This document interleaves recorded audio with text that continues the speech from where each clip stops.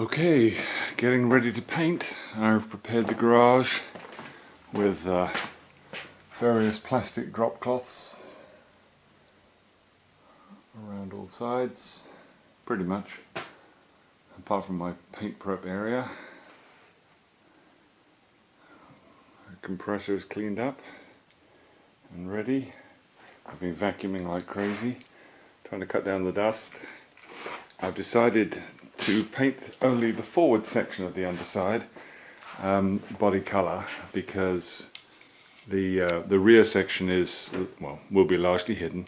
It's got 4 coats on it already of Pour 15, 2 coats of Pour 15, 2 coats of Pour 15 top coat. So I don't see any reason to spend hours and hours rubbing that down just to paint it body colour. But everything from the cross member forward will be body colour. So this area of black has been scuffed back per Pour 15's instructions. So that's ready for paint once I give it one more clean, one more rub down. I've masked most of the front here. I just need to put a piece of plastic over that entrance into the engine bay there and just double check all the masking, give it a final clean. And then we should be ready to paint, subject to the weather. It's currently 50 degrees out, it's too cold. So here's the setup. We've got lacquer thinner to clean the gun with. This is the gun, borrowed from Ken. It's a siphon gun. I've put a couple of water traps on it, which might be a little excessively conservative. You just don't want water going through into the paint. Other supplies, we've got a bunch of shop towels here. We've got another plastic sheet just to prevent overspray. It's really the purpose of these cloths is twofold. One, to stop dust coming into the garage as much as possible, although it is a garage so it's going to be dusty. And secondly, to stop overspray just settling on everything in the garage. The other thing we've got is some of these cheap mesh strainers, just so the paint can be strained through it. Some tack cloths, so these are used just to pick up any last pieces of dust. So even though it's the underside of the car, you know, we're not expecting a Rolls-Royce finish here. It just will be nice to minimize dust and make it as nice as possible. It just takes an awful lot of effort, and I think it's worth it. And they say everything is in the preparation. Some of these areas are going to be a little difficult to spray. Having never sprayed before, I'm not quite sure how that's going to go. So I'll just take my time. We've got mixing cups, we've got the paint itself, and then activator and hardener. I printed out the gun instructions, and mixing sticks. So basically the paint is mixed in the proportion of 6-1-1, so 6 parts paint, 1 part activator and 1 part hardener. This is a fairly small cup, so I'll just be mixing a small proportion initially.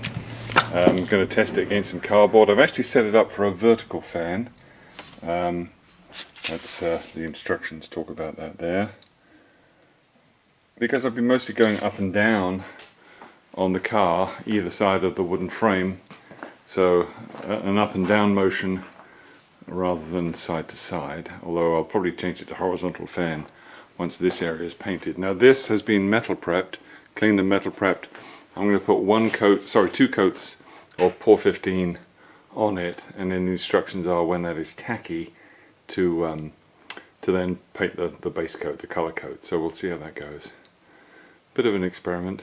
But yeah, can't really do much right now. Although it's sunny out, it's not warm enough. It needs to be 65 or 70 degrees for that to happen. So basically no painting today, and maybe not until next week, because we are forecasting rain later in the week.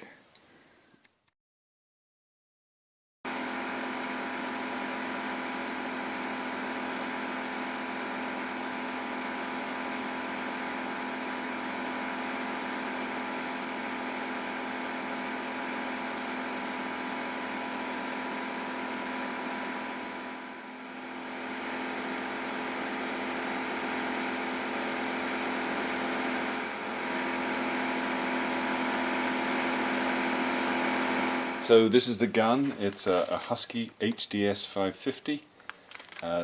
This one I borrowed from my father-in-law. It's probably 20 or 30 years old. It's pretty simple. It's really not designed to paint an entire car. The cup is fairly small. It's only 8 fluid ounces, but it's good for small jobs. I've used it to paint the underside, and you know, for my first experience, it seems to have worked quite well. This is the air cap which screws on here, and you can adjust the air cap to produce either a horizontal or a vertical fan. And when I've used it, I used a cheap moisture filter. This is from Harbor Freight, cost $3.